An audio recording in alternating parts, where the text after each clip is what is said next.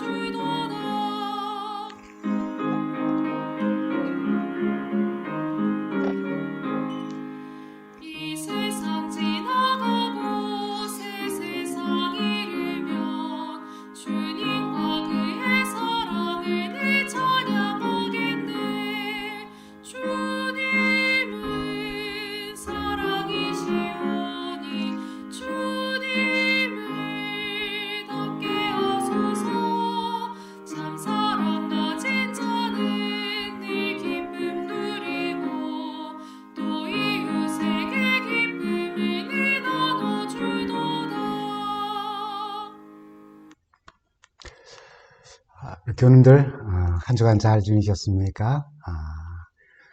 오늘 우리가 함께 나눌 말씀은 가정이라고 하는 것을 조금 더 확대하여 교회까지를 포함해서 우리 가정이든 교회든 서로 다름을 이해하고 수용하기, 그것이 바로 성숙한 신앙생활이라는 그런 제목으로 말씀을 나눕니다. 한번 좀 들어보신 이야기죠. 감자 맛있게 먹는 방법.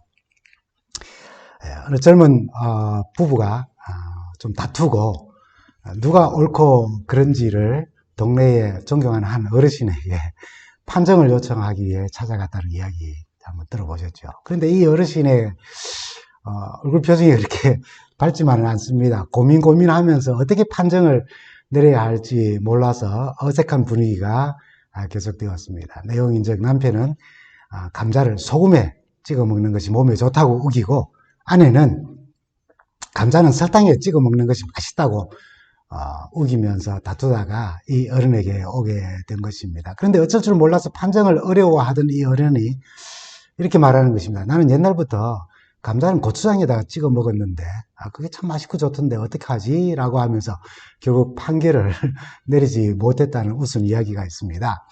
실제로 2019년경에 온라인 커뮤니티에 감자 먹을 때 소금과 설탕 중 무엇에 찍어 먹어야 맛있습니까? 여러분 어떻게 드세요? 라고 하는 어떤 사람이 질문을 거기다가 올렸더니 소위 말해서 소금파와 설탕파로 아주 극명하게 나뉘는 일도 있었습니다. 감자 맛있게 먹을 방법도 모르니 하는 이런 표현들을 통해서 말합니다. 감자는 소금에 찍어 먹을 수도 있고, 또 설탕에 찍어 먹을 수도 있고, 고추장에 찍어 먹을 수도 있고, 그냥 먹을 수도 있습니다. 이런 소소한 경우도 나와 다르면 틀렸다고 판단함으로 관계가 깨어지고 다툼이 일어나고 또 갈등이 일어나기도 합니다. 물론 확실하게 옳고 그름이 아주 분명하게 구분되는 경우 있죠. 그런 경우를 말하는 것은 아니고요. 그런 경우라 할지라도 누군가가 잘못된 편에 서 있을 때에 가정 공동체나 또는 교회 공동체의 그 구성원들은 그들을 깍듯하게 감싸고 잘못에서 돌이켜서 또 회복하게 하는 것이 공동체의 의무이며 또 특징이기도 하는 것입니다. 그렇지 않으면은 그 일 또는 그 사람을 보는 것이 마음이 상하게 되고 또 힘들어지면서 서로 상대하지 않게 되고 단절되고 그래서 갈등이 점점 깊어지면서 서로를 비난하는 그런 단계까지 이르게 되는 모습을 우리는 쉽게 보게 됩니다. 물론 사람 사는 일이 감자에 뭘 찍어 먹느냐는 그런 단순한 문제만 있는 것은 아닙니다. 그러나 그런 사소한 문제가 마음을 상하게 하고 또 깊은 갈등으로 발전하는 것을 우리가 보게 됩니다. 말씀드린 것처럼 이런 문제는 가정뿐 아니라 신앙 공동체에서도 흔히 볼 수 있는 문제입니다. 모든 사람의 가치관이 서로 다릅니다. 자라오는 환경이 다르고 그래서 생각하는 방법도 다르며 자기가 옳다 그러다라고 판단하는 기준도 다릅니다. 성격에도 차이가 있죠. 서로 다른 가족의 문화와 또 다른 환경에서 오랫동안 지내왔음을 먼저 이해해야 합니다. 그렇게 해서 가정 공동체가 우리가 형성되고 그렇게 해서 또 교회 공동체라고 할 수 있는 형성되지 않습니까? 그런 서로가 다름을 가지고 있다는 것을 늘 인식하고 서로 노력하며 또 갈등을 더 잘 조절하며 함께 성장하며 나아갈 수 있어야 하는 것이 바로 가정 공동체이며 또한 교회 공동체인 것입니다. 여러분 각 가정에 한 형제자매 한 태 속에서 태어났음에도 불구하고 서로 다름이 있는 것처럼 교회 공동체는 더 큰 다름이 있는 것입니다. 얼마나 많이 있습니까? 특별히 여러분 이 남자와 여자의 다름이 가장 잘 나타나는 때에 대하여서 이런 이야기들이 많이 있습니다. 참 많은 경우들이 있겠지만은 우선 그 흔한 일들 가운데 뽑은 한 두세 가지가 있습니다. 첫 번째는 쇼핑할 때입니다. 쇼핑 때문에 다투는 것은 세상 모든 부부들이 갖는 공통적인 주제 중에 하나입니다. 그렇다면 왜 이렇게 다툴까요? 한마디로 쇼핑에 대한 남녀의 개념이 서로 다르기 때문입니다. 남자의 쇼핑 개념은 사야 할 물건이 딱 정해지고 그것이 쇼핑 리스트에 딱 기록되어지면은 또는 머릿속에 딱 이렇게 기록되어진다면은 그 물건만 딱 사면은 빨리 집에 돌아가야 합니다. 더 이상 그곳에 머무를 필요가 없고 당연히 곧바로 집으로 돌아가야 합니다. 그러나 여자는 그렇지 않습니다. 우선 쇼핑이라는 그 자체가 단지 물건을 사는 것만이 목적이 아닙니다. 흔히 말하는 윈도우 쇼핑, 또 우리 한국 사람들은 아이 쇼핑이라고 하는 것, 그것도 자신의 쇼핑 안에 포함되어져 있습니다. 그래서 백화점이나 어떤 상점에 들어가면은 그 길을 돌아다니는 것 자체를 즐기면서 시간을 보내는 것이 쇼핑인 것입니다. 그러니 물건만 사고 그것을 떠나는 남편을 이해할 수가 없지요. 여자는 물건을 사지만 여기저기 구경하고 돌아다니는 것을 너무나 좋아합니다. 요즘 옷들은 어떤 것이 유행하며 또 요즘 나오는 식당이나 주방 기구들은 어떤 것들이 나와왔고 또 이런저런 것들이 우리 집에 이제 이렇게 설치되어지고 그것을 사용하게 되면은 얼마나 좋을지를 생각하는 그런 것들도 쇼핑의 한 그 부분인 것입니다. 그래서 이것저것을 기웃거리는 것이 너무나도 행복하고 좋은 시간인 겁니다. 그뿐인가요? 사지도 않을 것이며 또 살 돈도 없지만은 이 옷도 입어보고 저 옷도 입어보면서 동화 속의 공주 또는 드라마 속의 주인공 같은 그런 느낌을 잠시라도 한번 누려보는 것입니다. 그게 참 신나고 즐거운 일입니다. 그런데 문제는 자기 자신 혼자만 그것을 누리고 느끼는 것이 아니라 바로 곁에 남자친구나 또는 남편이 있어서 그렇게 옷을 입어보거나 할 때에 예쁘다고 잘 어울린다고 그렇게 인정해주고 동의해주기를 바라는 겁니다. 그래서 한번 입어보았을 때 역시 당신은 정말 예뻐. 뭐 탤런트 누구누구보다도 더 예쁜데 라고 하는 그런 이야기를 기대하는 것이죠. 그러나 남편은 그 옷들이 자신의 쇼핑 목록에 없기 때문에 또는 아내도 쇼핑하기 전에 그런 부분들을 이야기하지 않았기 때문에 섣불리 예쁘다고 했다가 덜컥 사버릴까봐 안절부절 못합니다. 그래서 남편의 입에서 나오는 소리는 사지도 않을 옷을 왜 그렇게 자꾸 입어보냐고, 직원들 보기 좀 민망하지 않느냐고, 우리가 가고 나면 다시 다 그 사람들이 정리해야 되는데 이런 소리나 하는 겁니다. 그런 남편의 모습에 아내는 섭섭해지는 것이죠. 이렇게 서로 다르다는 것입니다. 두 번째는 여행을 하다가 길을 잘 모르는 상황이 발생하게 됩니다. 그때 두 사람의 다른 모습을 확실하게 또 보게 됩니다. 많은 부부들이 길에서 싸웁니다. 남편이 운전을 하고 가다가 아내에게 지도책을 좀 봐달라고 그렇게 할 때가 있습니다. 요즘은 내비게이션이 다 있지만은 우리가 몇 번 국도로 가고 또 얼마쯤 가면 뭐가 나오는지를 물어봅니다. 그럴 때마다 지도를 보는 일에 익숙지 않는 아내는 이리저리 보다가 그냥 잘 몰라서 계속 버벅거리고 있을 때가 있습니다. 그러면 남편이 뭐하노? 이렇게 이야기하는 것도 섭섭하지요. 오죽하면은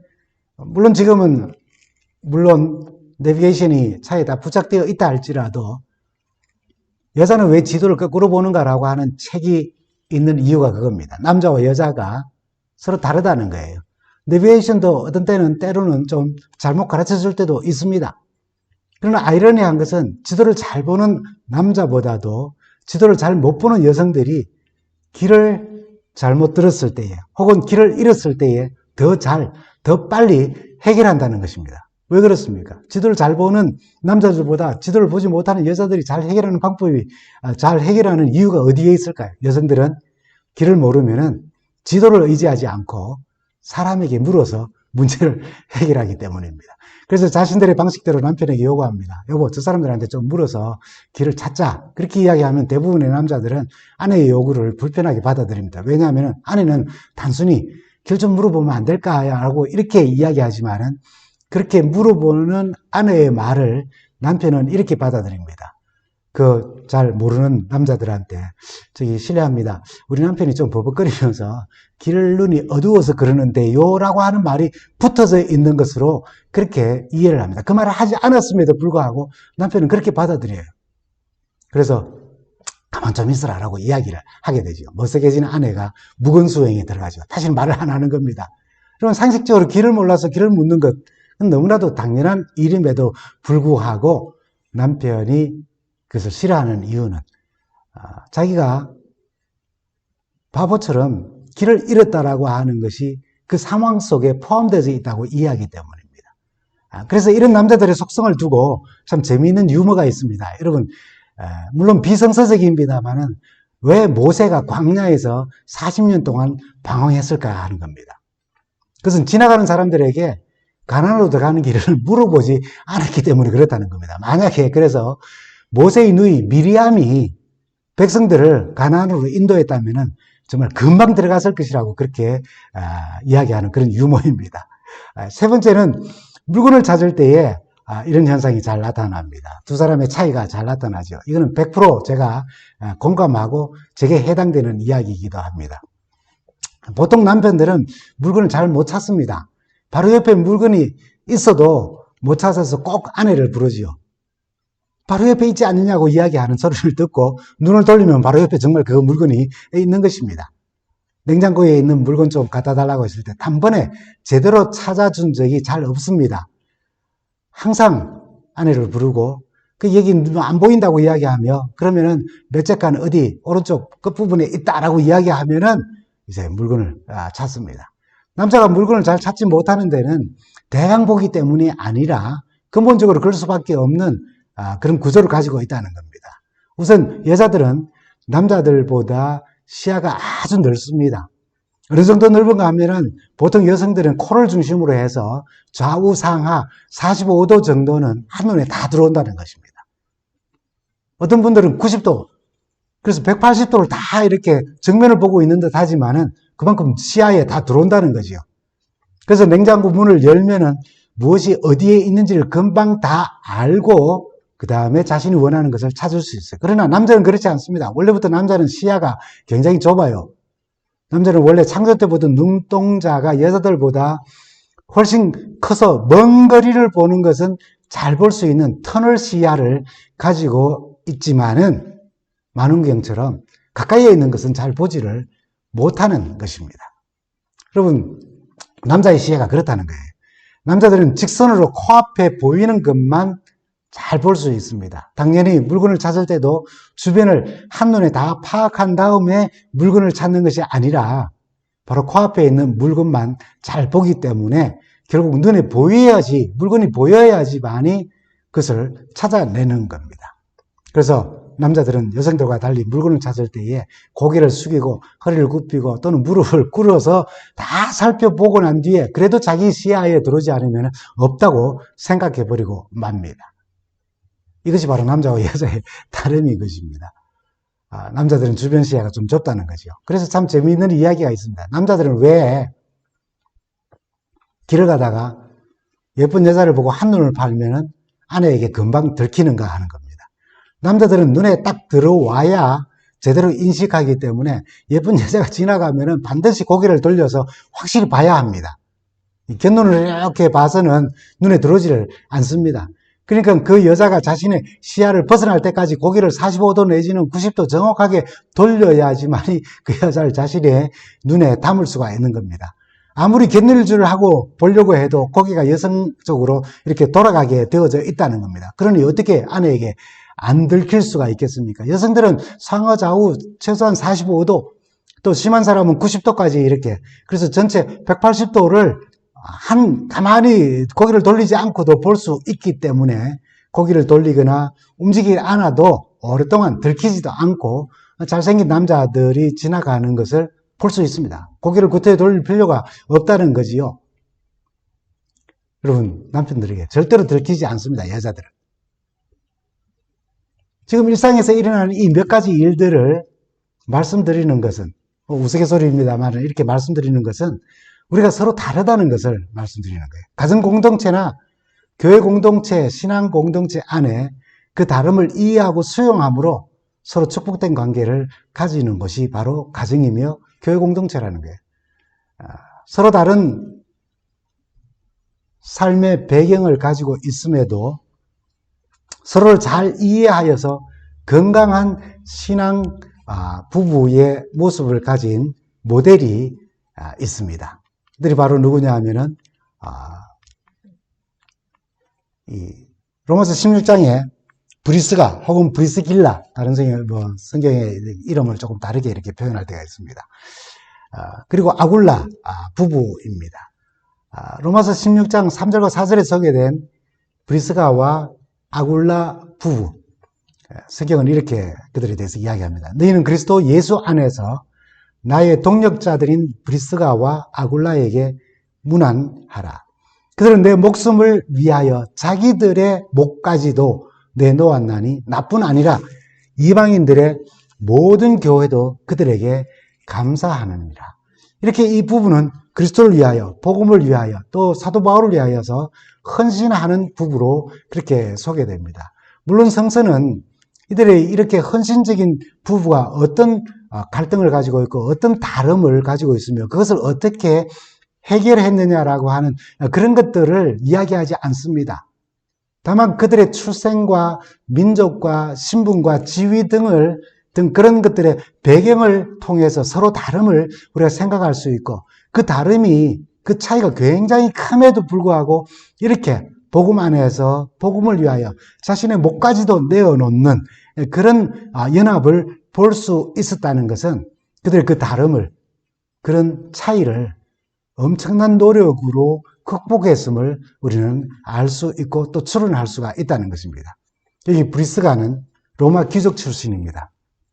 모든 로마 귀족들의 삶이 아니라 할지라도 당시 로마 귀족들의 삶이 얼마나 타락하고 부패했는지 우리는 잘 알고 있습니다. 브리스길라라고 하는 이 로마 귀족의 신분으로 그는 복음을 받아들였습니다. 어쩌면 계속 복음을 듣기 위해서 유대인들이 모이는 회당에 그는 출입을 했을 것입니다. 그녀 여성이죠. 추측해 봅니다. 그렇게 브리스길라는 로마의 귀족 신분이고 유대인 청년 아굴라는 천막 만드는 일을 직업으로 가지고 있었는데 그들이 아마 회당에서 만났을 것이고 그 회당에서 만난 그들이 많은 차이와 다름이 있음에도 결혼해서 가정을 꾸렸다는 것이죠. 사도행전 18장 1절과 3절에 짧게 나오는 이야기지만은 그 내용 안에 많은 것을 내포하고 있는 이야기가 있습니다. 이 부부가 결혼해서 로마에서 살고 있는데 사도행전 18장 2절에 기록된 것처럼 로마 황제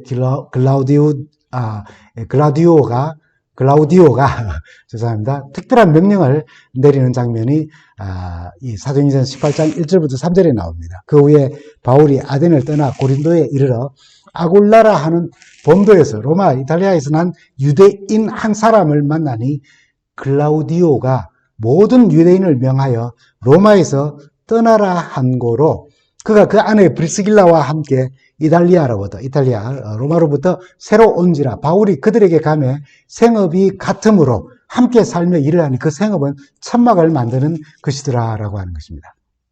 로마 본토에 세워진 교회 공동체가 자꾸 문제를 일으키며 로마 사회의 골칫거리가 되자 로마 황제 글라우디오가 모든 유대인들을 명하여서 로마에서 떠나라고 하는 그런 추방 명령을 내립니다. 그래서 브리스가는 유대인 남편을 둔 까닭에 비록 그가 로마 귀족의 딸임에도 불구하고 추방을 함께 당하든지 아니면 헤어지든지 둘 중에 하나를 선택해야 했습니다. 얼마나 큰 스트레스와 갈등이 있었겠습니까? 그러나 브리스가는 혹은 브리스길라는 유대인 남편 아굴라와 함께 추방당해 코린도로 이주하는 고난을 선택했습니다. 그리고 거기서 사도 바울을 만나고 복음을 더 깊이 있게 깨달으면서 이 부부는 바울과 함께 동역을 하게 됩니다. 바울이 고린도를 떠나 에베소로 갈 때에 이 부부도 함께 따라가며 자신의 집에서 교회를 또는 복음을 나누는 전처 기지로서 그 집을 내어놓고 그리고 바울과 동역하며 그 복음 사역을 시작합니다. 그리고 평생 동안 바울과 동역하며 충성스럽게 일하는 그런 부부가 되었습니다. 바울이 인생을 회고하며 사역을 정리할 때에 이 아굴라 부부를 잊지 못합니다. 그래서 본문에서 바울은 이렇게 말합니다. 너희는 그리스도 예수 안에서 나의 동역자들인 브리스가와 아굴라에게 문안하라. 그들은 내 목숨을 위하여 자기들의 목까지도 내어놓았나니 나뿐 아니라 내가 복음을 전할 때 도운 그 사실 때문에 이방인들의 모든 교회들도 그들에게 감사한다라고요. 여러분 두 사람 달라도 너무나도 다르고 차이가 있어도 큰 차이가 나는 사람들입니다. 삶의 배경, 신앙 배경, 출신 배경, 문화, 습관들을 한번 생각해 보십시오. 말씀드린 것처럼 브리스가 혹은 브리스길라는 로마 귀족 출신이며 그런데도 로마인들이 혐오하는 유대 청년, 그것도 직업이 천막 만드는 청년과 결혼하게 됩니다. 이 두 사람의 다름과 차이를 한번 생각해 보십시오.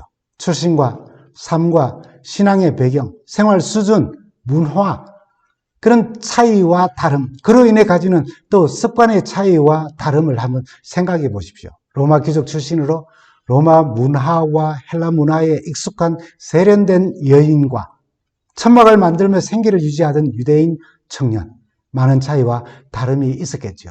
한태에서 나온 쌍둥이 형제도 마음이 안 맞고 부모 자식 간에도 마음이 안 맞는데 로마의 귀족 출신과 평범한 유대인이 만났는데 서로 다름이 얼마나 많았겠습니까?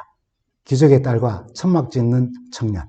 그래도 이 부부는 그 모든 차이와 다름을 극복하고 아름다운 조화를 이루고 행복한 가정을 꾸려나갈 뿐 아니라 교회 공동체 안에서 바울을 도와 복음이 땅끝까지 전하여지는 아름다운 사역에 헌신한 것입니다. 우리가 이들의 마음을 읽을 수가 있다면 그것은 바로 복음, 곧 그리스도 안에서 차이와 다름에서 오는 그 모든 갈등을 해소하고 서로를 배려하며 서로의 부족한 점들을 수용하고 혹 그들이 살아왔던 삶의 배경 또는 가치관에 따라서 좀 다르고 차이가 있고 또는 잘못된 것이 있다 할지라도 그것을 용서하며 그들의 삶을 행복하고 하나 되게 한 노력을 우리는 읽을 수가 있어야 합니다. 바울은 가정이든 공동체이든 하나님의 부르심을 받아 살아가는 우리에게 에베소서 4장에 우리에게 이렇게 권고를 합니다. 여러분은 부르심을 받았으니 그 부르심에 합당하게 살아가십시오. 겸손함과 온유함으로 깍듯이 대하십시오. 오래 참음으로써 사랑으로 서로 용납하십시오. 성령이 여러분을 평화의 띠로 묶어서 하나가 되게 해주신 것을 힘써 지키십시오라고 했어요. 그냥 되지 않는다는 것입니다. 참고 사랑하고 용납하고 그리고 그것을 지켜내는 노력이 필요하다는 것입니다. 그래서 그러고 나서 로마에 있는 교회에게 이렇게 권면하죠. 로마서 14장 19절에 이렇게 말합니다. 그러므로 우리는 서로 화평을 도모하는 일과 서로 덕을 세우는 일에 힘을 씁시다 라고요. 여러분, 이 세상에는 저절로 되는 것 절대로 없습니다. 인간관계도 그냥 저절로 만들어지지 않아요. 노력하고 애쓰고 용납하고 용서하고 수용하는 일을 통하여서 관계가 이루어지고 또 개선되는 것입니다. 왜 그렇습니까? 왜 그런 노력과 힘씀과 애씀이 필요합니까? 우리가 서로 다르기 때문에 그래요. 차이가 있기 때문에 그렇습니다. 가정이든 신앙 공동체이든 서로가 부단하게 노력해야 하는 것입니다. 그럼 가정에 왜 행복이 옵니까? 모든 사람들이 다 옳고 바르기 때문입니까? 그렇지 않아요. 그 안에도 가정 안에도 문제가 있습니다. 그러나 그 문제를 수용하고 용서하고 이해하고 보듬어주고 이렇게 세우는 그런 사역들이 있기 때문에 그런 거예요. 교회 공동체가 왜 행복하고 왜 복음을 힘있게 전할 수 있게 됩니까?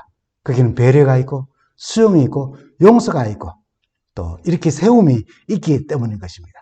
그 일을 위해서 서로 부단히 노력하기 때문입니다. 이 부부의 차이와 다름의 극복이 가져온 그 큰 힘이 바울의 칭찬 속에서 나타나지 않습니까? 너희는 그리스도 예수 안에서 나의 동력자인 브리스가와 아굴라에게 문안하라.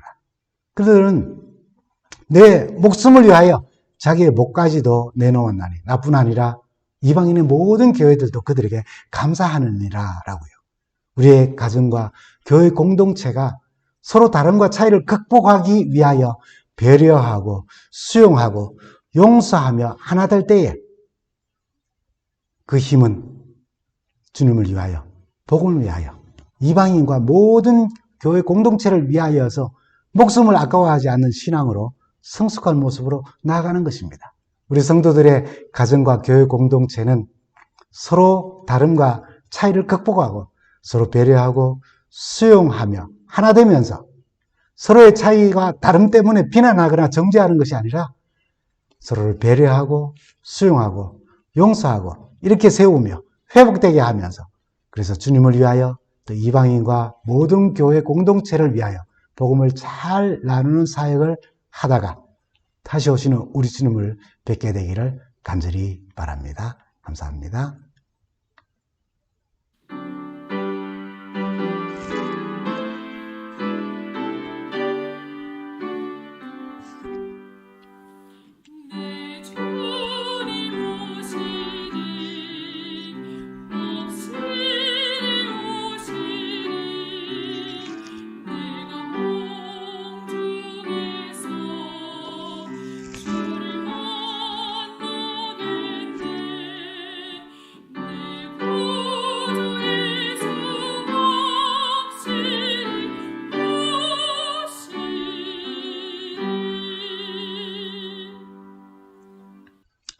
주님과 동행하며 행복하고 즐거운 한 주간 되시기 바랍니다. 감사합니다.